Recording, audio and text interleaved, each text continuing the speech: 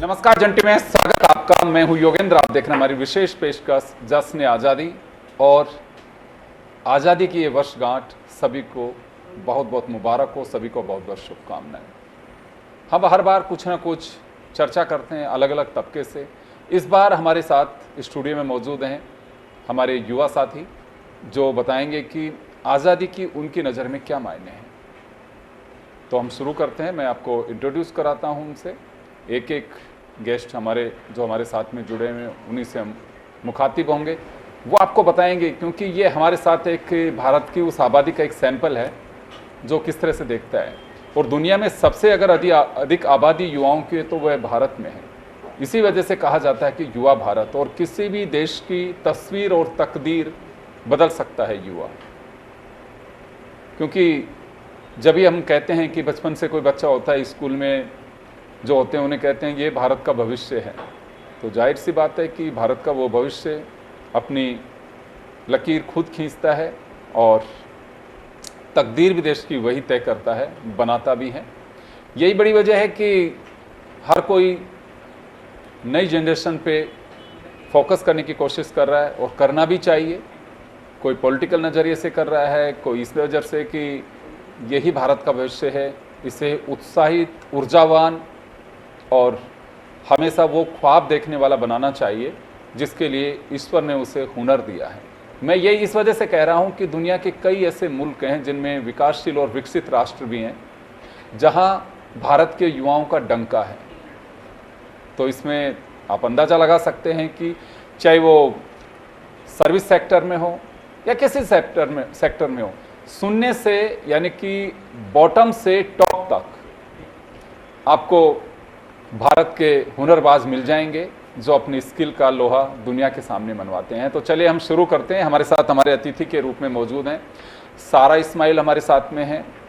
हमारे साथ संतोष महावर हैं, दिव्या माहेश्वरी हैं, निशा गोयल हैं, अर्पित जैन हैं, अभिषेक जैन हैं, शुभम अग्रवाल हैं, श्रेयांश मूथा हैं। सभी का स्वागत है। तो चलिए मैं शुरू करता हूँ। मैं सारा आपके पास में आना चाहूँगा। हम जश्न आज़ादी मना रहे हैं, क्या मायने हैं युवाओं की नज़र में आज़ादी के? सर, सबसे पहले युवाओं के लिए आज़ादी वो चीज़ है जो हमें हमारे फ्रीडम फाइटर्स ने दिलाई, वो नहीं जो आजकल पॉलिटिशियंस हमें दे रहे हैं। आज़ादी वो है जहाँ पे हमारे पास पैनल हो बोलने का, जैसे आज ये पैनल है सभी युवाओं के लिए बोलने का, ये एक आज़ादी है। हमारा जो हमारे कॉन्स्टिट्यूशन हमें राइट देता है, उस राइट्स को हम यूज़ कर पाएँ और अपनी ड्यूटीज़ को भी फुलफ़िल कर पाएँ, ये आज़ादी है युवाओं के लिए सर। गुड। तो बिल्कुल जाहिर सी बात है, क्योंकि हमारे संविधान ने, अंदाज़ा लगाइए कि 1950 में जब कॉन्स्टिट्यूशन ऑफ इंडिया तैयार हुआ तो उन्होंने भविष्य की चिंताओं को भी इंगित किया और उनका सॉल्यूशन क्या हो सकता है वो भी किया। एक विजन आप देखिए, लचीला है हमारा संविधान, सब समय के साथ साथ उसमें बदलाव किए गए, लेकिन ये लचीलापन ऐसे भी नहीं है कि इसके साथ कोई खिलवाड़ कर सके। भविष्य की चिंताओं को उस समय देखा गया कि अगर आज ऐसा होगा, किसी को इतना पावरफुल बना देंगे तो समय बदलेगा, क्या उसकी स्थितियां बना सकते हैं, लेकिन देश का भविष्य इस तरह से ऐसे सुरक्षित रहना बहुत ज़रूरी है। तो चलिए मैं श्रेयांश साहब के पास में आना चाहूँगा, आप किस तरह से देखते हैं इस आज़ादी को? सर, बेसिकली आज़ादी का महत्व वो नहीं है जो अभी सब बेसिकली पॉलिटिकल पार्टीज डिस्कस करती है कि आज़ादी है कि मतलब एजुकेशन मिल रही है, राइट टू एजुकेशन हो गया, वो अब बेसिक नीड्स बन चुकी है। ये आज के टाइम पे मैंने जो इस तरीके की आज़ादी देखी है, शायद अब लोग उसके बारे में बात नहीं करते हैं। बेसिकली गवर्नमेंट में इतना एक्सट्रीम लेवल पे करप्शन अब इंक्रीज़ हो चुका है जो सबके सामने है, लेकिन कोई उसको बात करना नहीं चाहता। इनिशियली हम यहाँ पे पैनल पे बहुत सारे जने बैठे हैं, 8-9 जने हम सब बैठे हुए हैं। बेसिकली हमने जब इंट्रोड्यूस किया एक दूसरे को, आई गेस हमने शायद पूछा नहीं कि आप कौन सी कास्ट से हैं, कौन से रिलीजन से हैं, बेसिक नेम से इंट्रोड्यूस कर रहे हैं। आज की जनरेशन कास्ट और इन सब में बिलीव नहीं करती है, बट इन गवर्नमेंट्स ने सब जनों को एक वोट बैंक की तरह समझ रखा है, जो वो सिर्फ और सिर्फ कास्ट के बेसिस पे ले रहे हैं। एक कास्ट, ऐसा क्यों लगता है आपको कि पॉलिटिकल पार्टीज महज एक जातियों को या फिर युवाओं को केवल एक वोट बैंक की तरह देखते हैं? ऐसा क्यों लग रहा है? इनिशियली मैं पर्टिकुलर किसी MP MLA का नाम नहीं लेना चाहूँगा, बट यूजुअली मैंने राजस्थान में यही देखा है कि अगर कोई MP MLA इलेक्शंस में खड़ा हो रहा है तो ज़्यादातर वो इस पर्टिकुलर इंसान को वोट करने से पहले वो अपना प्रचार प्रसार जब भी करता है वो ऐसे बोलता है कि मैं इस पर्टिकुलर समाज का हूँ, मैं इस पर्टिकुलर समाज के लिए ये करूँगा। आप समाज के लिए नहीं आगे आ रहे हैं, आप पूरे देश के लिए आगे आ रहे हैं, आप पूरी एक स्टेट के लिए आगे आ रहे हैं। आपका मतलब, कहने का मतलब ये है कि जाति धर्म इनसे ऊपर उठ करके सोचना चाहिए। एग्जैक्टली। आज की जनरेशन ये सब नहीं देखती है। जाति और धर्म सबसे लास्ट की कोई एक स्टेज होती होगी आई गेस, वरना वो भी मैं स्टेज नहीं समझता होनी चाहिए। आज की जनरेशन देखती है ह्यूमैनिटी, एक humans everywhere, not a shred of humanity to be found. एक बहुत एक्सट्रीम लेवल पे किसी ने कहा था, जो मैं आज भी इसको फॉलो करता हूँ, हर जगह इंसान है पर ह्यूमैनिटी ढूंढना बहुत बड़ी मुश्किल वाली बात है। जी चलिए, बहुत अच्छी बात है। हर कोई कहता भी है, संविधान ने इस बात को इंगित भी किया था कि जब हम क्षेत्रवाद, जातिवाद, धर्म, संप्रदाय, इनसे ऊपर उठ कर के सोच हमारी होगी तभी देश का विकास होगा। तो बिल्कुल आपने एक सही बात कही है कि हमें सबके लिए सोचना चाहिए, क्योंकि आप अगर मेंबर ऑफ पार्लियामेंट बन रहे हैं या लेजिस्लेचर में आप जा रहे हैं कि MLA बन करके जा रहे हैं, तो आपको किसने वोट दिया नहीं दिया ये मायने नहीं रखता है। आप जीत करके आए हैं तो उस पूरी आबादी के लिए, उस क्षेत्र की पूरी पॉपुलेशन के लिए, तमाम वोटर्स के लिए आप उसके जनप्रतिनिधि हैं। ये उसकी राइट है, उसका चॉइस है और राइट है कि वो किसको पसंद करता है, किसको नहीं पसंद करता है। और नहीं पसंद है तो नोटा भी है उसके पास में, लेकिन आप उसमें एक वर्ग को साइड करके और ये नहीं सोच सकते हैं कि अच्छा इस गांव ने, इस कस्बे ने, इस मोहल्ले ने मुझे वोट नहीं दिया तो मैं इसका विकास नहीं कराऊंगा। ये सोच नहीं होनी चाहिए।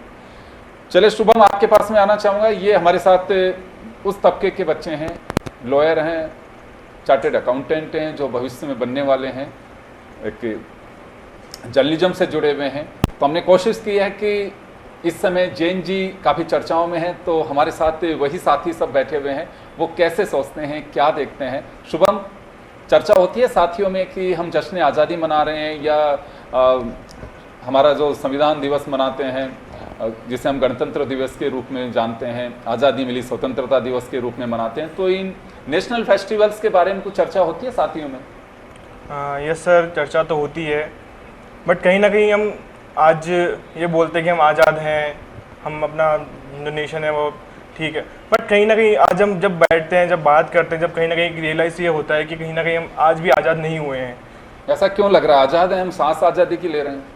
सांस आज़ादी की ले रहे हैं क्योंकि हमने 1947 में जो हमने आज़ादी दी उसकी ले रहे हैं, बट कहीं ना कहीं आज हम फिर वापस पॉलिटिशियंस के अंदर, गवर्नमेंट के अंदर ऐसे दब चुके हैं कि हम अपनी चॉइसेस को, अपने राइट्स को कहीं ना कहीं बोल नहीं पा रहे हैं। गवर्नमेंट का जो प्रेशर होता है, कई बार हम उन चीज़ों के ऊपर नहीं जा पाते हैं जो आज के जेंजिस है, जो अब आवाज़ उठाने लगे हैं। तो इस कारण आज जो गवर्नमेंट है जो ध्यान दे रही है, नहीं तो ये हो रहा था कि बीच में तो जेंजिस के मतलब ख़त्म ही हो गया कि हम सोच रहे हैं कुछ, हो रहा है कुछ, जेंजिस के लिए कुछ हो नहीं रहा है।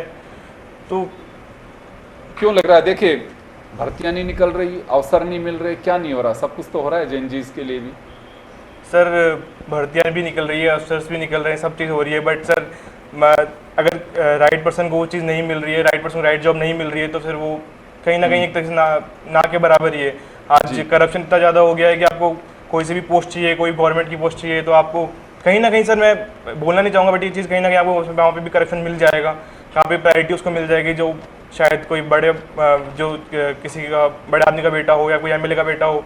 कहीं ना कहीं आज हम वापस वहाँ पिछड़ जाते हैं, वहीं हम आज़ाद नहीं हो पाते हैं कि जहाँ हम सोच रहे थे कि भाई आज हम आज़ाद है, हम हमारे पढ़ाई करेंगे और कहीं ना कहीं हम अपनी पोस्ट अचीव करेंगे, बट वो पोस्ट अचीव ना होने की जगह वो पोस्ट हमारी किसी और को दे दी जाती है और हमें कहीं ना कहीं उसे ना कुछ कर भी नहीं सकते उस चीज़ का। फिर हम ठीक है भाई, एक कंप्रोमाइज कर लेते हैं, Compromise। किस्मत ही यही लिखा हुआ था किस्मत में। जी। लेकिन आप लोग तो भारत की तकदीर लिखने वाले हैं, आप ये क्यों सोच रहे हैं कि हमारी किस्मत में यही था? आप तो दूसरे की किस्मत देखिए, पिछले काफ़ी समय से और कुछ चीज़ें ऐसी आई भी हैं, गवर्नमेंट ये कहती है कि आप जॉब के पीछे मत दौड़िए, आप लेने वाले नहीं देने वाले बनिए, आप जॉब दीजिए, और ऐसे बहुत सारे उदाहरण भी हैं। फिर एक प्लेटफॉर्म ऐसा सरकार की ओर से कहने में भी कहा जा रहा है और दावा भी है सरकार का कि ऐसा कुछ हो रहा है, तो फिर आप लोगों के मन में ये क्यों भ्रम है कि करप्शन के बिना कुछ नहीं हो सकता? मैं दिव्या से चाहूँगा इसका आंसर। दिव्या, करप्शन के बिना कुछ नहीं हो सकता? ऐसा नहीं है कि करप्शन के बिना कुछ नहीं हो सकता। इनफैक्ट करप्शन सिर्फ एक मनी प्रॉब्लम नहीं है, ये एक मॉरल प्रॉब्लम है। ये हम हर जगह नोटिस कर सकते हैं, सिर्फ पॉलिटिशियंस में नहीं, हम आम लोगों में भी नोटिस कर सकते हैं। हर एक मौका जब किसी को मिलता है करप्ट बनने का, तो अक्सर लोगों से एक्सपेक्ट किया जाता है कि वो उसको यूज़ करेंगे ही। चुनाव में भी देखा जाता है ना? चुनाव में भी देखा जाता है और हमारे नॉर्मल लाइफ में भी देखा जाता है। एक ट्रैफिक सिग्नल पे अगर पुलिस ना हो तो शायद ज़्यादातर लोग ट्रैफिक सिग्नल ब्रेक कर देते हैं। करप्शन एक सिर्फ एक लेवल पे नहीं है, करप्शन नीचे से ऊपर तक हर जगह है। आई थिंक करप्शन को सिर्फ आज किसी भी लेवल पे पॉइंट करने की जगह अगर हम उसको हर लेवल पे एड्रेस करें, right from childhood, right from education, then it might be eradicated. जी, बिल्कुल आपने सही कहा। मैं जो समझ पा रहा हूँ कि हमें ड्यूटीज़ के प्रति भी थोड़ा अवेयर रहने की आवश्यकता है कि हमारी ड्यूटी क्या है। संतोष, बात करप्शन की आ रही है यहाँ पे ना, तो अगर कोई चाहे कि मुझे पैसा देना ही नहीं है, मैं देखती हूँ मेरा काम होगा कि नहीं होगा, तो ये आपकी आज़ादी है कि सामने वाले की ड्यूटी, आपका राइट है कि अगर जो जेन्युइन आपका हक है उसके लिए काम होना चाहिए, तो वहाँ कुछ हर्डल्स हैं जिससे आज़ादी मिलनी चाहिए। यस सर, मतलब अगर सामने वाला जैसे कि मुझे कोई काम करवाना है अपना, कोई जैसे कोई काम निकलवाना है किसी से, गवर्नमेंट की मुझे कोई अप्रूवल चाहिए, तो अगर मेरे को दिखेगा कि मेरा कोई साथ वाला कि उसी डिपार्टमेंट में है, तो मैं उससे चाहूँगी कि वो मेरी उसमें थोड़ी हेल्प करे। तो हम हर कोई चाहता है कि मेरा कोई साथ वाला हो, उससे मैं हेल्प ले सकूं, जो गवर्नमेंट से जुड़ा हो, तो मैं उससे हेल्प लेना चाहूँगी। पर जैसे कोई दूसरा करेगा तो मुझे लगेगा यार ये तो उससे हेल्प ले रहा है ना, और इसके तो रिश्तेदार है ना, गवर्नमेंट जॉब में है, तो इसको यहाँ से हेल्प मिल रही है, तो मुझे लगेगा कि उसको क्यों मिल रही है, मेरे को क्यों नहीं मिल रही। तो बिना किसी प्रयास के ऐसा क्यों सोचा जाता है? आपने प्रयास ही नहीं किया उस तक पहुँचने का, तो फिर ऐसा क्यों सोच रहे हो? सर प्रयास तो करते हैं पर नहीं हो पाती चीज़ें, कि एक जो आम नागरिक की ज़रूरतें हैं वो पूरी करना चाहता है पर वो नहीं कर पाता बिकॉज करप्शन है। अच्छा, तो जो आपका हक है वो नहीं मिल पा रहा है पूरी तरह से। नहीं मिल पा रहा। क्या होना चाहिए इसके लिए? इसके लिए प्रॉपर जो रूल्स रेगुलेशन बनते हैं तो उसके लिए फॉलो हो, तो प्रॉपर उनके लिए पेनल्टीज़ वगैरह होनी चाहिए कि इंसान को डर रहना चाहिए कि अगर मैं ऐसा कुछ गलत करूँगा या मैंने कोई रिश्वत ली किसी से, अगर मैं किसी अपने रिश्तेदार के फ़ायदे के लिए कुछ काम कर रहा हूँ तो डर रहना चाहिए कि हाँ गवर्नमेंट देख रही है, कोई रूल बना हुआ है तो मुझे डर रहेगा कि मुझे सज़ा हो सकती है, तो मैं उस काम को करने से डरूँगी। तो वो डर होना चाहिए आजकल के जो भी बिल्कुल। डिपार्टमेंट। करप्शन को रोकने के लिए एजेंसीज बनी हुई हैं, गवर्नमेंट ऑफ इंडिया में एंटी उसके लिए सीबीआई बनी हुई है, ट्रैप करा सकते हैं, और भी बहुत सारे विजिलेंस है, स्टेट्स में एंटी करप्शन ब्यूरोज बने हुए हैं, लेकिन फिर भी होती है, आए दिन मामले सामने आते हैं, कुछ दब जाते हैं। कहा यह जाता है कि जो पकड़ा गया वो चोर है। इसी वजह से मैं इसको रिलेवेंट इस वजह से कर रहा हूँ, आज़ादी 1947 में हमें मिली, लेकिन आज भी हमें जिन चीज़ों से आज़ादी चाहिए हम सब लड़ रहे हैं उनसे। करप्शन, क्षेत्रवाद, कई जगह भाषाई जो एक संकीर्णता है उससे भी आज़ादी चाहिए कि क्यों बोली जानी चाहिए। भारत की तमाम भाषाएं उनको हम सबको बोलने का हमारा हक है, संविधान ने हमें दिया है। जैसे मैंने कहा कि आतंक, उससे भी एक आज़ादी चाहिए। बहुत सारे ऐसे इश्यूज हैं जिनसे हमें आज़ादी चाहिए, जिसमें करप्शन भी एक बड़ा मुद्दा है, और एक भरोसा लौटना चाहिए। ड्यूटी हर व्यक्ति को समझनी चाहिए। मैं अभिषेक आपके पास में आना चाहूँगा। आज़ादी के पहलू शुरू में जैसे सारा ने कहा और भी सब आपके साथी कह रहे हैं कि ये तो एक इतिहास रहा कि हमें आज़ादी कैसे मिली। हम पढ़ते हैं, याद करते हैं, उनको भुला नहीं सकते उन क्षणों को, चाहे वो चंद्रशेखर आज़ाद रहे हों, भगत सिंह रहो, महात्मा गांधी रहे हों। वो वास्तव में आज़ादी के वो सितारे थे जिनका ऋण ये देश ऐसे नहीं चुका सकता। महज बस इसी को एक हमें एहसास रहना चाहिए कि आज़ादी के अपने मायने हैं। आज़ादी मिली किस कीमत पे, हमें किस बलिदान से मिली, किस कुर्बानी से हमें आज़ादी मिली है, वो भूलना नहीं चाहिए। वो इतिहास के पन्नों पे रहती है, और मुझे लगता है हर कोई जानता भी है कि आज़ादी का पहलू क्या रहा था। तो उस आज़ादी को मेंटेन करना और बनाए रखना भी मुझे लगता है कि हमारी ड्यूटी है। तो अभी जो चर्चा कर रहे हैं, हम मान के चलते हैं कि हर व्यक्ति अपनी ड्यूटी समझे, तो मुझे लगता है कि किसी के भी अधिकारों पर कुठाराघात नहीं होगा। आपके नज़रिए से देखें तो वर्तमान परिप्रेक्ष्य में आज़ादी के क्या मायने हैं? आज़ादी के सबसे पहले मायने आज अपन जो भी है सुरक्षित है, क्योंकि आज हर तरफ पुलिस है, आर्मी है, तो अपना काम बखूबी कर रही है।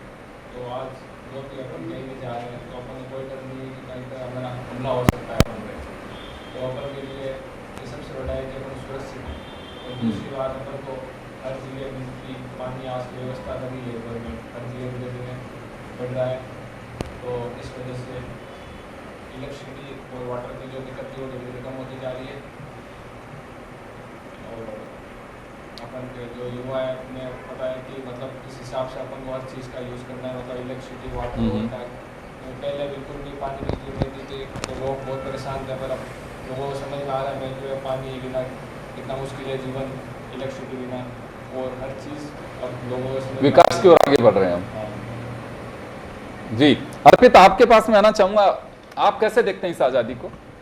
हाँ सर, मेरे हिसाब से आज़ादी हमें मिल तो चुकी है, परंतु हम पूरी तरह आज़ाद नहीं हुए। आज भी हम कई विदेशी ऐप्स का इस्तेमाल कर रहे हैं। हम पूरा, जैसा हमारे प्राइम मिनिस्टर काफ़ी बार कहते हैं कि make in India, build in India होना चाहिए। आज भी हम देखते हैं कि हमारा काफ़ी सारा डेटा लीक हो जाता है।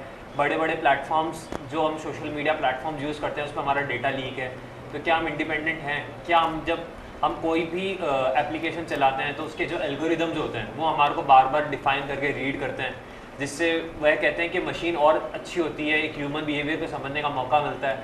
पर क्या ये एक एक सूचना दी जानी चाहिए हर व्यक्ति को कि एक तो ये होता है कि आप खुद के हिसाब से प्लेटफॉर्म ट्रेन कर रहे हैं, कोई चाह रहा है ट्रेन करना तो ट्रेन कर रहा है। बट सर स्पेशली अगर मेरे को पता ही नहीं है मैं जो शॉपिंग पैटर्न है, मेरा कोई भी चीज़ को करने का तरीका है, या फिर मेरा फॉर एग्जांपल कोई भी सोशल मीडिया ऐप है, वो इतना एनालाइज हो चुका है, इतना अर्थमेटिकली हमें समझता है, एल्गोरिदम्स इतने समझ रहे हैं कि वो ऑटोमेटिकली उन चीज़ों को दिखा रहा है बार बार।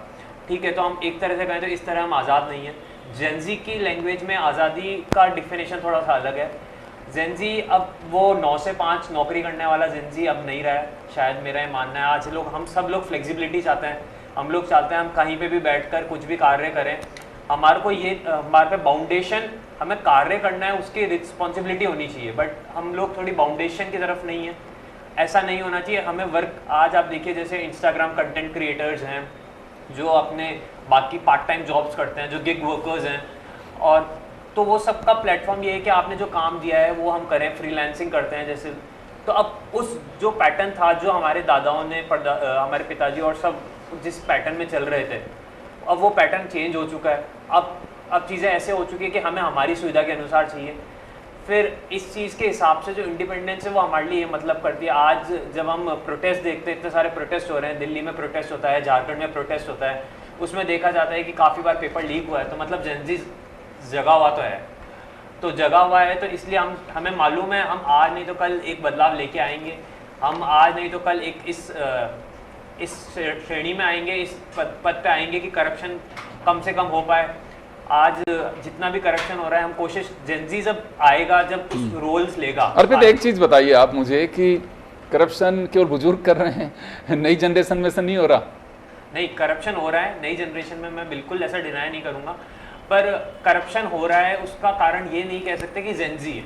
नहीं, ये किसने कहा? करप्शन का कारण आप जैसे मतलब आपने जैसे बताया कि जेनजी हैं, जब करप्शन, मैंने ये नहीं कहा कि केवल एल्डर्स जो हैं वही कर रहे हैं कि करप्शन में हर कोई लिप्त होता जा रहा है। हमारी क्योंकि ड्यूटी नहीं समझ पा रहे हैं, इस वजह से करप्शन है। अगर मान लो कि किसी को मृत्यु प्रमाण पत्र या जन्म प्रमाण पत्र बनवाना है, उसकी ड्यूटी है, जो बैठा हुआ है वो उसको रूल्स के अकॉर्डिंग सारे डॉक्यूमेंट्स दे रहा है, फिर बाद में 100 रुपये 50 रुपये क्यों देगा वो? एक तो कोई घर का चला गया और फिर कह रहे हैं कि कल आना परसों आना, फिर पूछा जाता है किसी से भाई क्यों नहीं देना चाह रहे सर, तो बाहर बैठा व्यक्ति कहेगा, मैं जो समझ पा रहा हूँ आप लोग भी इसको फेस करते होंगे कि ऐसे मिलता है कि यार कुछ तो करो का मतलब समझ में आता है कि 100-200 रुपये आप उसको दिए, क्यों देंगे? वो उसकी ड्यूटी है। और हमारी ड्यूटी है कि हम एक ड्यूटी के साथ साथ अधिकार है कि मेरा राइट है, मैं जो सही तरीके से जो मेरा काम है मैं करवा सकूं। लेकिन आजकल क्या हो गया है कि शॉर्ट मेथड्स जो हैं वो भी लोग अपनाने लग गए, ये भी एक करप्शन का कारण है। आपकी बात बिल्कुल सही है। जो आप जिस पॉइंट पे कह रहे हैं जेनजी, हो सकता है कुछ जेनजी उस पॉइंट ऑफ व्यू में जा रहे हैं। नहीं, जेनजी नहीं है, सभी की बात कर रहा हूँ मैं तो। हाँ, खुद ने अपने सवाल का जवाब दिया है। जैसे कि लोगों की सोच क्या होती है कि काम नहीं हो रहा, प्लीज कुछ हाँ। कर दीजिए। अब सामने वाले की ड्यूटी है सर। बिल्कुल। जेनजी के अंदर फ़र्क ये है, हम मना नहीं कर रहे कि जेनजी करप्ट नहीं हो सकता, लेकिन जेनजी में फ़र्क ये है कि जेनजी अवेयर है, इस सामने वाले की ड्यूटी है, जेनजी अवेयर है कि उसको अकाउंटेबल ठहरा कभी सके। सवाल करते हैं कि भाई पैसे किस बात के? जी एग्जैक्टली करते हैं आप लोग कभी? हाँ जी बिल्कुल करते हैं। जी, जब सर, ट्रैफिक जब पुलिस कभी रोकती है ऐसा तभी पुलिस करते हैं। रोकती है तो हम हाँ। जरूर पूछते हैं सर जी। कि चालान किस बात का काटा जाएगा। अगर हेलमेट होने हेलमेट के बाद। लगा है हाँ। और अगर लाइसेंस है, पोल्यूशन है, मेरे सारे डॉक्यूमेंट्स वेरीफाइड हैं, तो आप किस बेसिस पे चालान काटेंगे? आज जब आप बाइक राइडर्स को देखते हैं जी। तो आप देखते होंगे वो बहुत बखूबी अपने प्रॉपर एविडेंसेस, प्रॉपर डॉक्यूमेंट्स पे बात करते हैं कि मेरी जब बाइक का साइलेंसर सही है, जब वो कंपनी फिटेड ही ऐसा आया है, तो ऐसा क्यों होगा, क्यों चालान भरूं मैं? या फिर इनडायरेक्टली सर मैं क्योंकि एक वो उसका जो मॉडिफाई किया कुछ भी वो modification अप्रूव्ड है गवर्नमेंट ऑफ approved इंडिया, है, से उसके तो बाद ही तो आई रोड इसी पे। वजह से सर वो पॉइंट ऑफ व्यू जो वो कह रहे हैं वो बिल्कुल सही कह तो रहे हैं। पूछते हैं तो क्या कहते हैं वो लोग? तो सर वो लोग कहते हैं कि कुछ दीजिए कुछ, तो हम लोग उनको सिंपल सा चीज पूछते हैं कि किस रिलेशन में चाहिए। तो इससे आज़ादी चाहिए आपको? हाँ। चले मैं वापस लौटूंगा, हमारे साथ एक गेस्ट हो रहा है, निशा है, लॉयर हैं। निशा, आपके साथ ही काफ़ी चर्चा कर रहे हैं, खुलकर कर रहे हैं, आप तो एक एडवोकेट भी हैं, भी मतलब बनने वाली हैं, स्टूडेंट है भी, है ना? तो कभी चर्चा होती है कि ये नहीं होना चाहिए, ये होना चाहिए, हम आज़ाद भारत के वासिंदे हैं। सर जिस तरीके से अनएम्प्लॉयमेंट बढ़ रहा है, करप्शन बढ़ रहा है, मेन फोकस होना चाहिए जितने भी स्टूडेंट्स जैसे जिस तरीके से पेपर्स वगैरह कंडक्ट कराए जाते हैं, तो जो पॉलिसीज़ और जो प्रोसीजर होता है पेपर को कंडक्ट करवाने का, एक तो उस प्रोसीजर को हमें बहुत सही डायरेक्शन में करने की नीड है। दूसरा, हम जिस तरीके से अनएम्प्लॉयमेंट की बात कर रहे हैं, डिजिटल प्लेटफॉर्म की बात कर रहे हैं, सोशल मीडिया की बात कर रहे हैं, सोशल मीडिया में जिस तरीके से एल्गोरिदम बनाई गई, जिस तरीके से हम टेक्नोवेशन की बात कर रहे हैं, तो ये नहीं है कि गवर्नमेंट कुछ कर नहीं रही है, गवर्नमेंट कर रही है, बट करप्शन सिर्फ एक जो पॉलिसी मेकर्स हैं, गवर्नमेंट है, उन पे ही बाउंडेबल नहीं है। जो करप्शन है वो जो लेमैन है उनके ऊपर भी आता है, क्योंकि जो दोनों पार्टीज़ हैं, लाइक लेमैन और जो गवर्नमेंट पॉलिसीज़ हैं, उन दोनों के बीच से ही करप्शन बढ़ता है। अगर एक पार्टी करप्शन नहीं देगी, मतलब पैसे नहीं देगी, तो दूसरा भी नहीं लेगा उस चीज़ को, तो वो दोनों चीज़ें चलती है, वो बैलेंस के बेसिस पे चलती है। अगर हम बात करें कि जैसे अभी सर ने जैसे बताया कि हम वहाँ पे चालान देने के लिए जाते हैं, चालान होता है तो हम उनसे पूछते हैं कि किस बात के पैसे। अगर हम वहाँ पे पैसे नहीं देंगे तो वो भी चालान नहीं काट पाएंगे, उनको भी वहाँ पे कोई ना कोई, वहाँ पे अगर हम उनसे पूछें कि आपको इसके लिए कोई रिटर्न में हमें कुछ देना पड़ेगा, अगर वो वहाँ पे रिटर्न में देने के लिए मना करते हैं तो हमें वहाँ पे कुछ भी उनको अमाउंट देने की नीड है ही नहीं।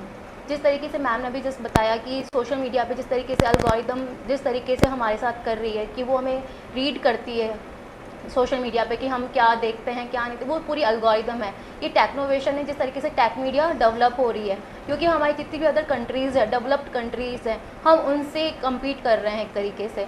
तो वो टेक के अंदर इतनी एडवांस हो चुके हैं, साइंस के अंदर इतनी एडवांस हो चुकी है कि हमें उन्हें कम्पीट करने के लिए टेक के अंदर इतना एडवांस जानना ही पड़ेगा।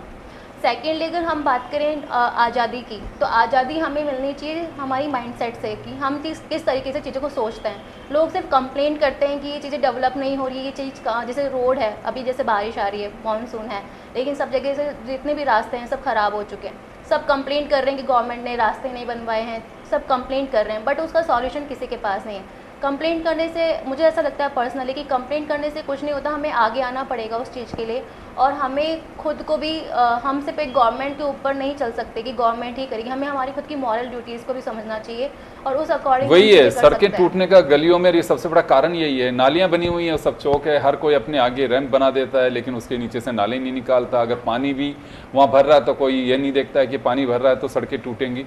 खैर चलिए, बिल्कुल आप सही दिशा में जा रहे हैं और बहुत खुल करके चर्चा कर रहे हैं। एक छोटे से ब्रेक के लिए रुकेंगे, ब्रेक के बाद वापस लौटेंगे। बने रहिए आप जश्न आज़ादी के साथ।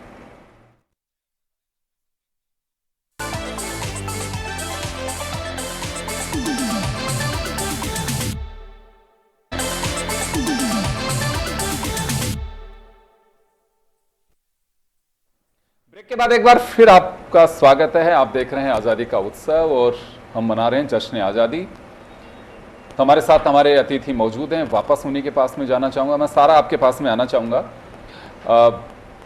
आज़ादी के मायने हम क्या चाहते हैं वो सारी चीज़ें हैं, लेकिन कुछ ऐसा भी सोचते हैं कि ये होना चाहिए, क्योंकि हम ड्यूटीज़ पे भी फोकस करें, हमारे राइट्स पे तो फोकस करते हैं ही, क्योंकि ये कहा जाता है एक बैलेंस करने के लिए अगर अधिकार अगर संविधान में होते, ड्यूटीज़ नहीं होती, 7 राइट्स दे देते और 5 ड्यूटी नहीं होती, तो फिर क्या होता। ये हमें एक मौलिक अधिकार के साथ साथ एक मॉरल ड्यूटी भी हमारी बनती है, उस पर भी हमें फोकस करना चाहिए। तो जो कुछ हम सिनेरियो देख रहे हैं उसमें होना क्या चाहिए ताकि हमारी आज़ादी मेंटेन रहे, हमारे ख्वाब और ख्यालात हैं वो भी आज़ाद रहें। Sir, I would like to list down a few things that I have been thinking about and that is going on in India. दोनों तरफा तालमेल बनना बहुत ज़रूरी है। आपने बिल्कुल ठीक कहा। मैंने भी जब आज़ादी का मतलब बताया था तो मैंने यही कहा था कि लोगों को अपने राइट्स को यूटिलाइज करने का पूरा अधिकार होना चाहिए और साथ में अपनी ड्यूटीज़ को करने की भी उनके पास स्पेस बननी चाहिए। तो अभी हमारे पास जो सिनेरियो है वहाँ पे दोनों ही बैलेंस डगमगाए हुए हैं। जैसे हम लोग देखते हैं हमारे राजस्थान के गवर्नमेंट स्कूल सारे बंद हो गए, काफ़ी हद तक बंद हो गए sorry. So why did that happen? Because there was no accountability. अब अकाउंटेबिलिटी पहुँचाना गवर्नमेंट तक या फिर उनके बीच की जो अथॉरिटीज़ है, हो सकता है एकदम टॉप लेवल पे प्रॉब्लम नहीं थी, मिड लेवल पे प्रॉब्लम थी, तो यहाँ पर क्वेश्चन उठना चाहिए था उसी वक्त, और उसी वक्त जो भी प्रॉब्लम्स थी उनको एड्रेसल करना चाहिए था पेरेंट्स के द्वारा भी कि वो अपने बच्चों को क्यों नहीं भेज रहे, और गवर्नमेंट के अथॉरिटीज़ के द्वारा भी कि वहाँ पर जो भी कमियां हैं उसको फुलफ़िल क्यों नहीं करा जा रहा टेंडर मिलने के बाद भी। मिड डे मील्स के अंदर बहुत ज़्यादा घपला होता है सर वहाँ पर। अब वहाँ पे बात आ जाती है वो ड्यूटी क्या फुलफ़िल कर पाएंगे जो इन बच्चों को खाना भी नहीं मिल रहा। तो हमें वो भी देखना है as a citizen of upper class in a society या फिर एक रूरल सोसाइटी और अर्बन सोसाइटी के अंदर जो डिफरेंस हम लोग महसूस करते हैं। एक अर्बन एक एजुकेटेड इंसान रूरल इंसान को जब तक हेल्प नहीं कर पाएगा, जब तक उनकी प्रॉब्लम्स गवर्नमेंट तक अथॉरिटी तक नहीं पहुंचा पाएगा, एक अनपढ़ इंसान जिसको नहीं पता कि उसको कहाँ कंप्लेन करनी है, उसको किस तरीके से आगे अपनी बात पहुंचानी है, वो नहीं पहुंचेगी आगे बात। तो हमें यहाँ पर एज अ सिटीज़न भी एक दूसरे को हेल्प करना पड़ेगा, एज अ सिटीज़न एक दूसरे को कंधा देना पड़ेगा, ताकि ये सारे जो डिफरेंसेस हैं उसको हम लोग सिटीजन्स के द्वारा भी कम कर पाएँ और गवर्नमेंट के तरफ भी हम लोग उसके अंदर कमियां देख पाएँ कि हाँ ठीक है, अब आपने डिफरेंसेस आपने भी कम करे हैं, आप भी मेहनत कर रहे हैं। इसके अलावा सर जितने भी करप्शंस होता है बिल्कुल ठीक बात है, एक जगह से नहीं होता। अगर सामने वाला उसको नहीं करेगा इनिशिएट, तो दूसरा वाला भी उसके पास में मौका ही नहीं होगा करप्शन को आगे बढ़ावा देने का। तो हमें इन सारी चीज़ों का ख्याल रखना पड़ेगा। हमारा इंडिया आज़ाद है लेकिन वो सिर्फ ब्रिटिशर्स से आज़ाद है। हमारा इंडिया करप्शन से, ऑपरेशन से, लैक ऑफ एक्सप्रेशन से, इन सब से अभी भी आज़ादी की लड़ाई कर रहा है। और मैं बोलती हूँ इंशाल्लाह as a youth we will fight for that and we will make sure that we do the best for our country. क्योंकि मुझे भी लोग बोलते हैं कि तुम बोल करके भी क्या कर लोगे। If I am not speaking also, that is also a problem. You have to speak up because you are the youth of the country, that is also your duty. बहुत अच्छी बात है। सबसे बड़ी बात यही है कि हम कंप्रोमाइज़ कर लेते हैं, किसी बात पे सेक्रीफाइस कर लेते हैं कि नहीं, सवाल उठाना आपका हक है, आप उठाइए। जहां लगता है आपको कि ये मेरी आज़ादी में खलल डाल रहा है तो आप उसे सवाल करिए। अगर भगत सिंह, चंद्रशेखर आज़ाद, महात्मा गांधी या हमारे आज़ादी के वो सितारे जिसकी वजह से आज जश्न आज़ादी मना रहे हैं, हम अगर ये उस वक्त सेक्रीफाइस करते किसी छोटी बात के लिए भी या कंप्रोमाइज़ कर लेते तो आज हम आज़ाद होते? नहीं हो पाते। तो ये आज़ादी, बोलने की आज़ादी आपको मिली है, सवाल करने की आज़ादी आपको मिली है, आपकी ड्यूटी और राइट्स आपको दिए गए हैं। सामने वाले के भी उतना ही हक है कि वो अपनी ड्यूटी समझ सके।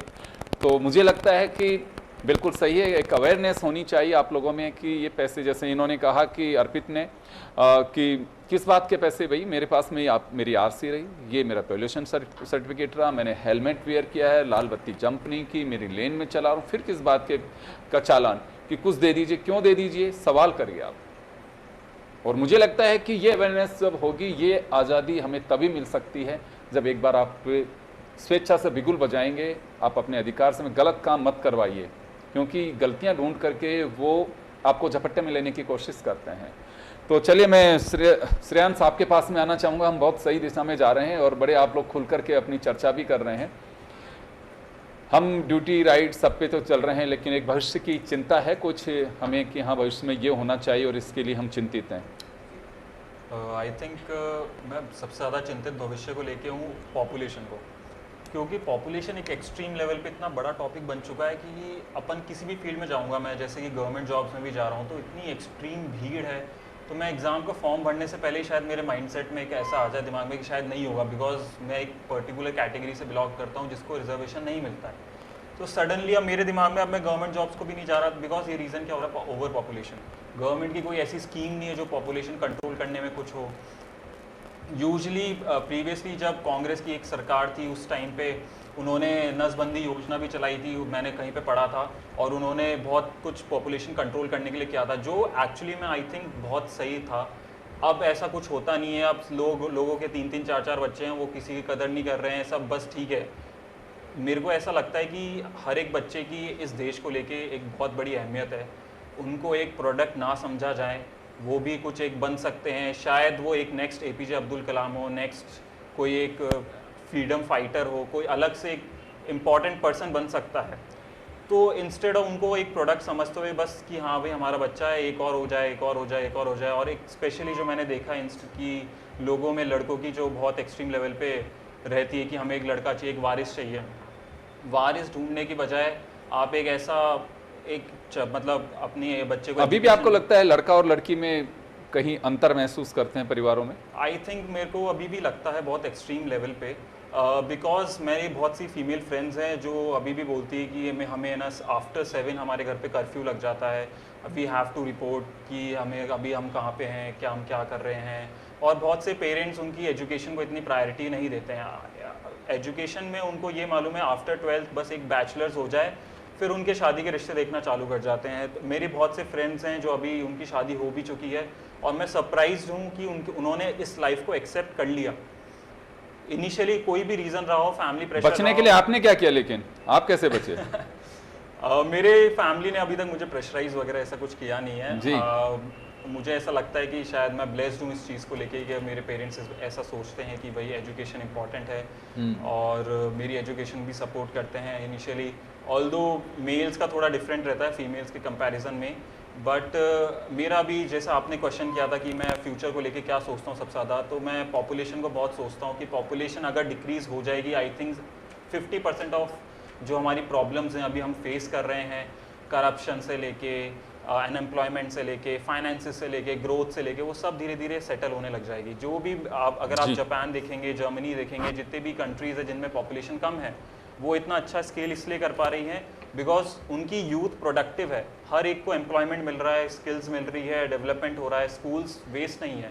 मेरी डिग्री आई थिंक मुझे ऐसा लगता है शायद एक पीस ऑफ पेपर है, उसने मुझे अभी तक कोई बेनिफिट दिया नहीं है, मुझे अलग से एक स्किल सेट लेना पड़ रहा है, मैं इंटर्नशिप्स कर रहा हूँ, मैं वर्क कर रहा हूँ, तब जाके मेरे में कुछ स्किल्स डेवलप हो रही है, otherwise universities are waste of time.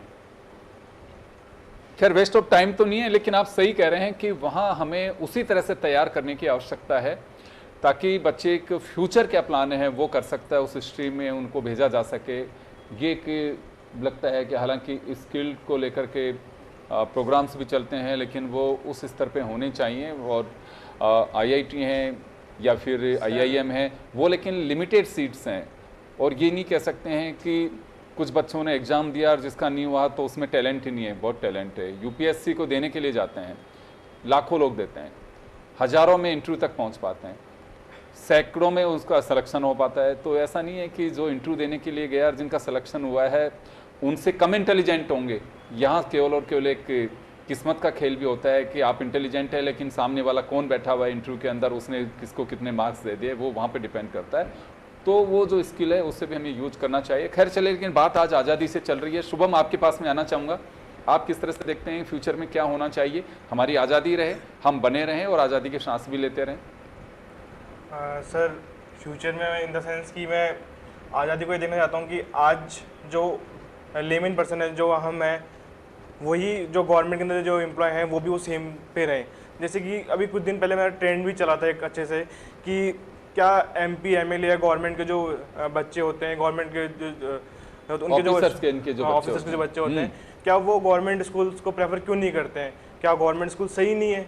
वो तो बोलते हैं कि हमने इतना फैसिलिटीज़ दे रखी है, बढ़िया टीचर्स दे रखे हैं, गवर्नमेंट टीचर वहाँ पे अपॉइंट होते हैं, बहुत मतलब गवर्नमेंट टीचर जो अपॉइंट होते हैं वो बहुत पेपर वगैरह क्लियर करके देने अपॉइंटेड। तो वहाँ पे फिर जो एमएलए एमपी है, जो और भी गवर्नमेंट ऑफिसर्स के बच्चे हैं, वो वहाँ पे क्यों नहीं जाते हैं? क्या वहाँ पे फैसिलिटीज़ नहीं है? क्या टीचर्स अच्छे नहीं है? क्या पढ़ाई नहीं हो रही है? ये सब चीज़ें एक तरीके से पॉइंट आउट की जाए तो एक बहुत बड़ा मुद्दा भी बन जाता है कि भाई हाँ ऐसा क्यों नहीं हो रहा है। अगर आज ऐसा हो तो क्या गवर्नमेंट जो स्कूल्स है क्या वो डेवलप नहीं करेगी? क्या जो आज प्राइवेट स्कूल्स के अंदर जो हाई फीस दे रहे हैं, हाई फैसिलिटीज़ के लिए, क्या वो हमें गवर्नमेंट प्रोवाइड नहीं कर सकेगी? गवर्नमेंट के पास इतना फंड तो है ऑलरेडी कि वो हमको प्रॉपर एजुकेशन, प्रॉपर हॉस्पिटल वगैरह या प्रॉपर कॉलेजेस वगैरह प्रोवाइड कर सकें, बट नहीं हो पा रहा है। कहीं ना कहीं आज जो हम हैं, जेनजीज वगैरह जो हैं, उनको पॉलिटिक्स के अंदर आने का मौका भी नहीं दिया जा रहा है कि कोई चाहता है कि पॉलिटिक्स में आ जाए इजीली, तो वो भी नहीं हो पाता क्योंकि हमारे पास ऐसा इतना कोई फंड नहीं होता है कि हम वोट स्टार्ट होने से पहले डिस्ट्रीब्यूट कर सके कि हमको वोट दीजिए, आप 2000 रुपये ले लीजिए, हम आपको 2000 रुपये देंगे, आप हमें वोट दीजिए। जेनजी पास इतना मौका भी नहीं है। हमारे कई युवा हैं जो ट्राई कर भी रहे हैं कि हम जो हमारा अभी बंद हो रखा है चुनाव वगैरह का, उसको स्टार्ट करें वापस और हमको मौका मिले, हम वहाँ पे जाके हमारी जो चीज़ें हैं वो बताएं। क्योंकि सर हमारे पेरेंट्स भी आज उस चीज़ को सोचते हैं कि भाई जैसे मैं हूँ, आज पहले ही होता था कि 7-8 बजे बाद बाहर नहीं जाना है, अब ये हो चुका है। हाँ पेरेंट्स को भी पता है कि हाँ 12 बजे तक 11 बजे तक, जैसे वो भी इस चीज़ को अडॉप्ट कर चुके हैं, चेंजेस कर चुके हैं। तो वाई गवर्नमेंट के अंदर वाई अभी तक वो पहले वाले लोग ही हैं, क्यों नए लोगों को इंट्रोड्यूस नहीं कर रहे हैं, नए लोगों को मौका नहीं दे रहे हैं? उनको मौका देंगे तो वो अपने कहीं ना कहीं सर जेनजी जब आएगा पॉलिटिक्स के अंदर तो कुछ ना कुछ एक बार के लिए नया जरूर करेगा, चाहे वो सोच से करे चाहे कुछ बोल के करे, लेकिन वो एक चेंज जरूर लेके आएगा। जी बिल्कुल, बदलाव तो आना भी चाहिए। खैर लेकिन रोका किसने है कि यूथ चुनाव लड़े, उनके कई सारे प्लेटफॉर्म में इंडिपेंडेंट भी लड़ सकते हैं और बहुत सारे लोग लड़ते हैं, जीत भी जाते हैं। हाँ, लेकिन ये बात है कि पॉलिटिकल पार्टीज का अपना एक सेट वोट बैंक है, एक परसेंटेज में कितना वोट तो उसको मिल ही जाता है। उस नाते जगह शायद हो सकता है इंडिपेंडेंस को ज़्यादा नहीं मिल पाती होगी। अभिषेक, आप कैसे देखते हैं क्या होना चाहिए और किस जगह पे हैं? जो चल रहा है सब कुछ ठीक है? जैसे मेरे हिसाब से ये है कि जैसे अभी चल रहा है उस हिसाब से तो सही है, बट थोड़ा सा अपन उन्नति की तरफ जाना चाहिए, क्योंकि आज भी हमारे देश में कई लोग हैं जो भूखे सो रहे हैं। तो गवर्नमेंट को हर उस भूख से आज़ादी मिलना बहुत ज़रूरी है। भूख से आज़ादी मिलना ज़रूरी है, क्योंकि उसके लिए अपन को हर जगह एक भोजनालय बनाना चाहिए और रिजनेबल रेट पर। चल रही नहीं इंदिरा रसोई सब जगह, फिर भी कई जगह अन्नपूर्णा हो गई है वो, फिर भी सर कई जगह आज भी नहीं है, वो उधर प्रॉपर मतलब देखने वाले नहीं है तो वो उधर वैसे ही काम चल रहा है। क्वालिटी फूड नहीं मिल पाता हाँ, वहाँ। तो क्वालिटी के साथ वो फूड मिले लोगों को, जिससे वो अपने शरीर और स्वस्थ रहे। और जैसे अपन को पढ़ाई में अपन का सेक्टर आगे बढ़ रहा है जिस हिसाब से, उस हिसाब से थोड़ा और अपन को प्रोग्रेस की ज़रूरत है। और हर फील्ड में आज बच्चे आगे जा रहे हैं, जैसे स्पोर्ट हो, डांस हो, तो हर जगह हर युवा को मौका मिल रहा है आज भी। जिस हिसाब से अपन का देश बढ़ रहा है तो हर जगह उनके लिए पर्टिकुलर स्कोप या जॉब के लिए उन्हें जगह मिल रही है। तो ऐसा नहीं है कि सिर्फ पढ़ाई है, मतलब और भी चीज़ें हैं दुनिया में। जिस हिसाब से अपने हालात है उस हिसाब से काम करना पड़ेगा अपन को, क्योंकि क्या हालात हैं हमारे जिससे काम करना चाहिए हमें? जैसे मतलब परिस्थिति के हिसाब से, जैसे अपन को पता है अभी पैसे की जरूरत है तो अपन को काम करना जरूरी है। अभी पढ़ाई के पीछे नहीं भाग सकते। यदि पैसा है अपन के पास तो पढ़ाई अभी करेंगे, फिर बाद में पैसा कमा लेंगे। तो उस हिसाब से हर चीज़ को देखते हुए अपन को कदम उठाना चाहिए। उस हिसाब से अपन तो आपके हिसाब से अगर परिस्थिति ऐसी है तो पहले पैसे कमा लीजिए, पढ़ाई तो बाद में भी हो जाएंगे। हम नहीं कर पाएंगे तो हमारे बच्चे करेंगे, लेकिन पैसा भी कमाना जरूरी है। पैसे तो कमाना ज़रूरी है, क्योंकि हर काम आजकल पैसे से होता है। कहीं भी जाना हो तो बस के लिए पैसे चाहिए, खाने के लिए पैसे चाहिए, कपड़े के लिए पैसे चाहिए। तो पैसा तो बहुत ज़रूरी है ही, पर सबके हालात एक जैसे नहीं होते। इस हिसाब से मैं कहना चाहता हूँ कि मतलब होती को सिर्फ अपनी परिस्थिति अनुसार काम करें, जिससे क्या उनके परिवार को भी फ़ायदा मिले। ज़रूरी नहीं है हर बार कि अपन पूरे पढ़ाई में पैसा लगाएं। बिल्कुल आप सही कह रहे हैं कि स्थिति समझ करके भी हमें कदम उठाने चाहिए ताकि हम आगे बढ़ सकें, और परिस्थितियां जो हैं उसके अकॉर्डिंग देखना चाहिए। लेकिन आप में अगर काबिलियत है तो उसे भी नहीं छिपाना चाहिए। मैं अर्पित आपके पास में आना चाहूँगा। आप क्या चाहते हैं कि हमें कुछ ऐसी चीज़ें हैं जिनसे मुक्ति मिलनी चाहिए? क्योंकि जैसे हमारे साथी पैनलिस्ट हैं, उन्होंने कहा कि हम अंग्रेजी मानसिकता से बाहर निकलें अभी हम, लेकिन उस मानसिकता से आज़ाद नहीं हुए जो होनी चाहिए। और जैसा भी इन्होंने कहा कि लोग भूखे सो रहे हैं, वाकई बहुत सारी स्थिति आज भी गरीबी रेखा के नीचे बहुत सारे लोग हैं, और गरीबी रेखा के नीचे जो लोग हैं चले उनको गवर्नमेंट फूड चेन या जिसके भी माध्यम से अपना वो देती है उन्हें राशन, लेकिन केवल राशन से ही काम नहीं चलता। बहुत सारे लोग ऐसे हैं कि जो वाकई चौराहे पे ज़िंदगी निकाल देते हैं, सोते हैं, वो कुछ नहीं मिल पाता है। हालांकि भारत में अगर ये बात भी तय मान के चले, चाहे ढानी हो, गांव हो, शहर हो, किसी को पता चलता है कि भूखा सो रहा है, 3 दिन से खाना नहीं खाया, तो मुझे नहीं लगता है कि कोई उसमें से खाना नहीं देगा। ये मैं इस वजह से कह रहा हूँ कि कोविड के दरमियान मैंने बहुत सारा देखा, सरकारों के भरोसे काम नहीं चलता। आप में से भी सब ने, परिवारों में से हर व्यक्ति ने हर उस मुसीबत झेल रहे व्यक्ति की मदद की है जिसके पास में कुछ नहीं था। वो अपना सफ़र कोसों दूर से तय करता हुआ आ रहा था और जा रहा था, उन्हें खाना भी उपलब्ध कराया। लोग जो मदद कर सकते की उन्होंने। तो ये तो भारत के डीएनए में है कि हेल्प कैसे कर सकते हैं और परिस्थितियों से बाहर कैसे निकल सकते हैं। लेकिन मैं आपके पास में आना चाहूँगा कि कुछ ऐसी चीज़ें हैं जिससे मुक्ति भी पाएँ और हमारी आज़ादी भी बरकरार रहे। सर मेरा पॉइंट ऑफ व्यू थोड़ा सा सिंपल रहेगा। जैसे कि अभी मैं एक चार्टर्ड अकाउंटेंसी कोर्स परस्यू कर रहा हूँ एंड उसके अंतर्गत काम कर रहा हूँ, तो मुझे एक चीज़ देखने को मिलती है सर कि मेरे काफ़ी सारे जो फ्रेंड्स हैं, फेलो फ्रेंड्स हैं, साथी हैं, वो कुछ यूपीएससी के एग्ज़ाम्स, कुछ गवर्नमेंट एग्ज़ाम्स देते हैं, जैसे कि आपने भी चर्चा में बताया सर। उसके अंतर्गत ये रहता है कि इंडिपेंडेंस तो हमें मिल गई है सर, बट कुछ जगह हम इंडिपेंडेंट नहीं हुए। आज मैं एक नॉन प्रिविलेज क्लास से बिलोंग करता हूँ, जिसके अंदर हमें कास्ट का बेनिफिट ऐसा सच कुछ नहीं है। हमें तो उसका फ़र्क ये पड़ता है हम लोगों पे कि हम लोगों का जो मोटिवेशन है, जो गोल है, for government exams like UPSC, SSC और भी स्टेट एग्जाम्स के लिए वो नहीं रहता है, क्योंकि जो लेवल ऑफ बेस है वो सेम नहीं है, क्योंकि रिजर्वेशन के तहत कहीं ना कहीं बेस इंक्रीज़ होता है।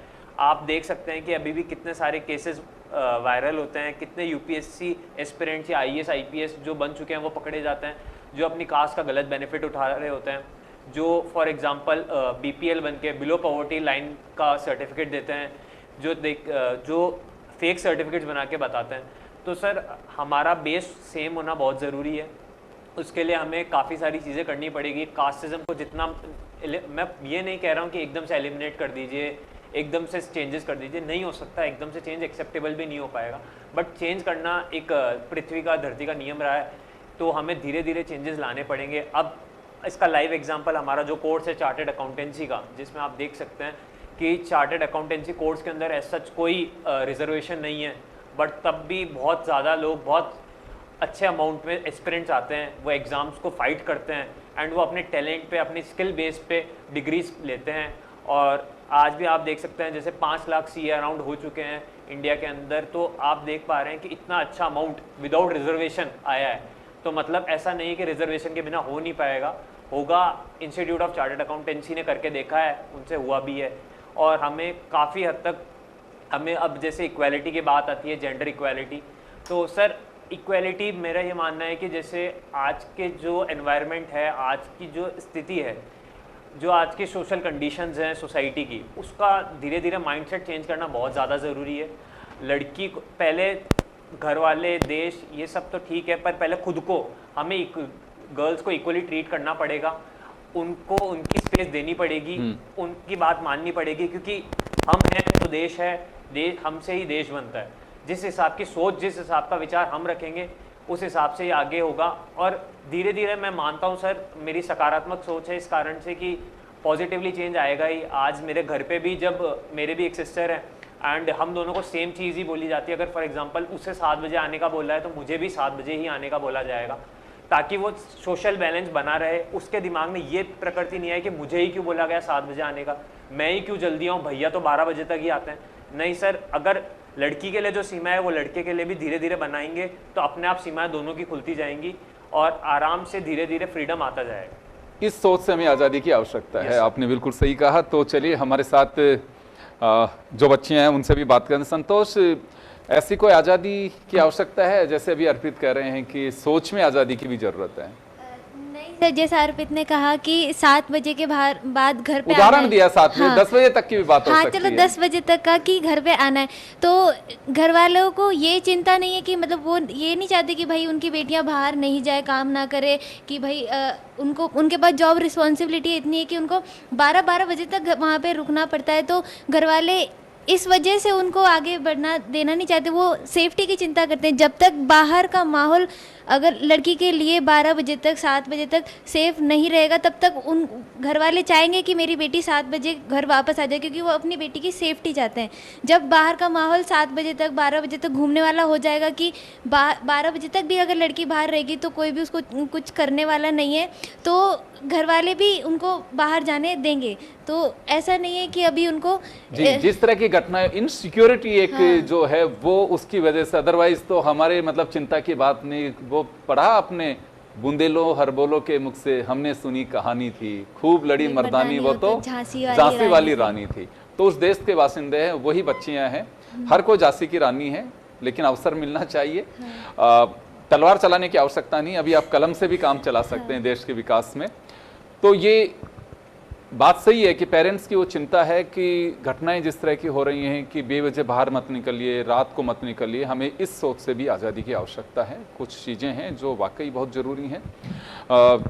दिव्या, आपके पास में आना चाहूँगा। तो आज़ादी आपकी नज़र से और कहाँ मेंटेन करने की आवश्यकता है? अलग अलग चीज़ें बता रहे हैं। कोई कह रहे हैं कि जॉब्स में इक्वलिटी होनी चाहिए, कोई कहते हैं कि सोच बदलने की भी आज़ादी होनी चाहिए, कि एक सोच अगर इस तरह की रखेंगे। कहने को तो ये कहते हैं कि नारी तू नारायणी, ये देवी रूप है, शक्ति रूप हैं, और नज़रें और जो नज़रिया है वो बदल नहीं पा रहे हैं। आए दिन छोटी छोटी बच्चियों के साथ घटनाएँ, अभी जैसे हम बात कर रहे हैं कि बच्चियों के प्रति जो चिंता है उसका सबसे बड़ा कारण है कि घर वालों को डर लगता है कि सिक्योरिटी एक बड़ी बात है। तो हमें कुछ ऐसी और चीज़ें हैं कि जिन पे फोकस करने की ज़रूरत है।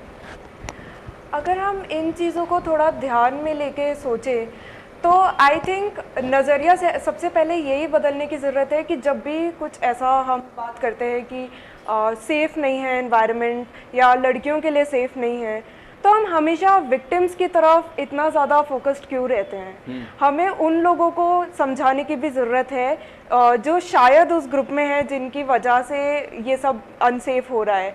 आई थिंक समझाने के बहुत सारे तरीके संविधान में भी दिए हुए हैं। यस, वो भी स्ट्रॉन्ग करना ज़रूरी है। आई बिलीव कि जब हम कहते हैं कि हम आज़ाद नहीं हैं तो हम इस सिस्टम से आज़ाद नहीं हैं। तो सिस्टम के टॉप पे जो लोग हैं उनकी तरफ अकाउंटेबिलिटी पॉइंट करना बहुत इम्पॉर्टेंट है। आई बिलीव कि उनसे ये एक्सपेक्टेशन रखना कि जो भी उन्होंने प्रोमिसेस किए थे वो एक्चुअली फुलफिल करेंगे, ये बहुत इम्पॉर्टेंट है। हमें ये समझना बहुत इम्पॉर्टेंट है कि जब वोटिंग पावर हमारे हाथ में है तो हमारे हाथ में बहुत ज़्यादा पावर है। हम डिसाइड करते हैं कि गवर्नमेंट कैसे वर्क करेगी, हम डिसाइड करते हैं कि उनका फोकस कहाँ होना चाहिए। जहाँ फोकस हमारा होगा वहीं फोकस गवर्नमेंट का होगा। तो सबसे पहले हमें डिसाइड करना इम्पॉर्टेंट है कि हमारे लिए सबसे ज़रूरी क्या है। तो आई थिंक आज़ादी सबसे पहले इस चीज़ में भी चाहिए कि हम ये ट्रिवियल मैटर्स से उठ के उन चीज़ों पे फोकस करें जो हमारे देश के लिए बहुत इम्पोर्टेंट है। बिल्कुल, कि देश के लिए तो सारी बातें हो रही हैं। तो चलिए निशा, आपके पास में भी आना चाहूँगा मैं। सब अपने अपने ओपिनियंस दे रहे हैं कि हाँ ये होना चाहिए, वो होना चाहिए। आपका क्या मानना है? क्योंकि देश आज़ाद रहेगा, हम आज़ाद रहेंगे। सर जैसे सब बात कर रहे हैं हर चीज़ की, मैं बात करना चाहूँगी विमेन सेफ्टी की। कि सबसे पहले अगर हमें आज़ादी चाहिए आगे, तो जो माइंडसेट है लाइक लोगों का, जिस तरीके से चाइल्ड क्राइम बढ़ रहे हैं, चाइल्ड लेबर बढ़ रहा है, और जिस तरीके से बच्चे, जो छोटे बच्चे भी रिसेंटली इतने इंसिडेंट्स हो रहे हैं, जो 5 साल से कम एज की बच्ची हैं, उनके संग भी कुछ क्राइम हैपन्स हो रहे हैं, मतलब क्राइम इंसिडेंट्स हो रहे हैं इस तरीके के। तो मैं ये कहना चाहूँगी कि जितने भी क्राइम्स हो रहे हैं, जितने भी इंसिडेंट्स हो रहे हैं, वो इसमें से लोग बोलते हैं कि एक आपके जो कपड़े आपने पहन रखे हैं उस वजह से हो रहे हैं। तो इस सोच में भी थोड़े चेंजेस आने चाहिए। जैसे दिल्ली के अंदर 70 जो एज की लेडी हैं, उनके संग भी रेप हो जाता है। अभी रिसेंटली 1.5 साल की बच्ची है, 6 महीने की बच्ची है, उसके साथ भी रेप हो रहा है। तो इसके पीछे किस तरह का माइंडसेट होगा? तो हमें इस तरह की, जो हम बात कर रहे हैं कि हमें आज़ादी चाहिए, तो हमें लोगों की उस मानसिकता से आज़ादी चाहिए जो ये सोचते हैं कि हमें, जो फ़र्क ही नहीं कर पाते 6 महीने की बच्ची में और 70 साल की औरत के अंदर। तो उनको पहले तो फ़र्क करना आना चाहिए। जैसे गवर्नमेंट ने कई सारे एक्ट बना रखे हैं, पॉक्सो बना रखा है, पॉश एक्ट बना रखा है, बट एक्ट भी तभी फुलफ़िल हो पाएंगे, तभी एग्जीक्यूट हो पाएंगे जब हम जो नॉर्मल ले मैन है वो उन चीज़ों को समझ पाए। कई बार जब क्राइम होते हैं तो लोग आवाज़ ही नहीं उठाते हैं, वो जो रिपोर्ट ही नहीं कराते हैं उन इंसिडेंट्स की। उनको लगता है कि सोसाइटी के अंदर हमारा नाम ख़राब होगा। बट अगर हम उस सोच से बाहर नहीं निकल पाएंगे तो हम एक बच्चों को सेफ़ एनवायरनमेंट भी नहीं दे पाएंगे। अगर हम बात कर रहे हैं नाइट सेफ्टी की, तो ऐसा नहीं है कि पेरेंट्स, ये बात फैक्चुअल, मतलब ये बात है ऐसी कि जो पेरेंट्स हैं वो सिर्फ सेफ्टी को लेके कंसर्न है। अगर सेफ्टी रहेगी तो पेरेंट्स को कोई इशू नहीं है कि बच्ची लेट नाइट रात को बाहर रह रही है, काम कर रही है या नहीं कर रही है। सिर्फ यहाँ पे जो पेरेंट्स के लिए मेन कंसर्न आता है वो सेफ्टी का आता है।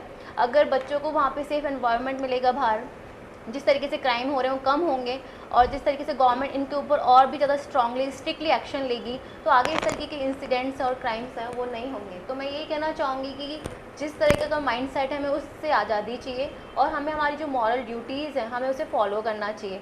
हमें सिर्फ कंप्लेंट्स नहीं करनी है, हमें उसके लिए आगे खुद को आना पड़ेगा और चीज़ों में चेंजेस लाने पड़ेंगे। हम सिर्फ कंप्लेंट करते रहेंगे तो कंप्लेंट करने से चीज़ें चेंजेस नहीं आएंगे। चेंजेस जब आएंगे जब हम खुद चेंज लाना चाहेंगे। उसके लिए हमें खुद को आवाज़ उठानी पड़ेगी। हम लोगों पे रिलाई नहीं कर सकते कि हमारे लिए कोई और आगे कदम उठाएगा। हमें खुद जाकर उस चीज़ के लिए, जो इंसिडेंट हो रहा है उसके लिए रिपोर्ट हमें खुद करनी है, सारी चीज़ें हमें खुद करनी पड़ेगी। तो हम सेफ होंगे तो हमारा जो आगे फ्यूचर है वो भी सेफ रहेगा। बिल्कुल सही कहा आपने कि खुद बदलो जग बदलेगा, यानी कि खुद को बदलने की आवश्यकता है। मैं कुछ करंट इश्यूज हैं जिससे वाकई हमारे सामने चुनौतियां हैं और उससे आज़ादी पाना बहुत ज़रूरी है। आज नशे की खेप जिस तरह से आ रही है, नशा एक हमारे समाज में जिस तरह से घर कर रहा है, सरकारें अपनी ओर से कोशिश करती हैं, लेकिन गली गली, मोहल्ले मोहल्ले जिस तरह की स्थितियां बन रही है, उसके आड़ में जो अपराध हो रहा है हमारे सामने बहुत बड़ी चुनौती है, जो हमारी कहीं न कहीं आज़ादी पे दाग लगा रही है। उसकी वजह है कि युवाओं में नशे की लत जो है वो हमारी आज़ादी को उस नज़र से धूमिल कर रही है। हमारे सामने साइबर क्राइम एक बड़ी चुनौती है, जिससे किसी न किसी का परिचित जरूर उसके चपेट में आए हैं, उससे बाहर निकलना बहुत ज़रूरत है। पर्यावरण एक बहुत बड़ी चुनौती है, उससे आज़ादी पाना बहुत ज़रूरी है, क्योंकि आज एल नीनो इफेक्ट, कहीं पे बारिश आती है कहीं नहीं आती है, एक बिल्डिंग में आती है दूसरी में नहीं आती है, गड़गड़ाहट कम सुनाई देती है, बिजली चमकना कम हो गई है, वो जुगनू दिन ही दिखाई देते हैं। ये सब उसी की वजह से हैं जिस पे दुनिया चिंतित है, लेकिन करना कोई नहीं चाहता है। और सबसे बड़ी अगर परेशानी है तो कहने को तो विकसित राष्ट्र हैं, लेकिन उनका विकास भी सबसे ज़्यादा पर्यावरण का दोहन कर रहा है, जिससे प्रदूषित हो रहा है। तो कुछ ऐसी चीज़ें हैं जो आज़ादी के साथ में हम जोड़ रहे हैं।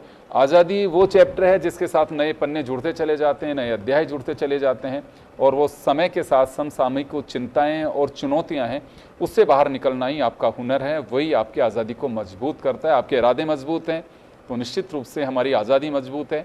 आज हम, सही कहा हमारे साथियों ने जो बैठे हुए हैं, कि हम इंटरनल और बॉर्डर सिक्योरिटी जो हमारी बाह्य ताकतों से। आज हमारी सेना है, हमारे जवान हैं, हमारे मंसूबे हैं, उन्हीं की वजह से मजबूत हैं। लेकिन हाँ, कई बार कुछ ऐसी स्थितियां भी बनती हैं, इंटरनल ही देश को कमज़ोर करने की कोशिश की जाती हैं, वो भी हमारे सामने चुनौती हैं। उनसे भी आज़ादी पाना और हमारे आज़ादी को मेंटेन रखना बहुत ज़रूरी है। तो चलिए, आप सभी को इस पावन पर्व की बहुत बहुत शुभकामनाएं और सभी को जय हिंद, भारत माता की जय। दीजिए इजाज़त, नमस्कार।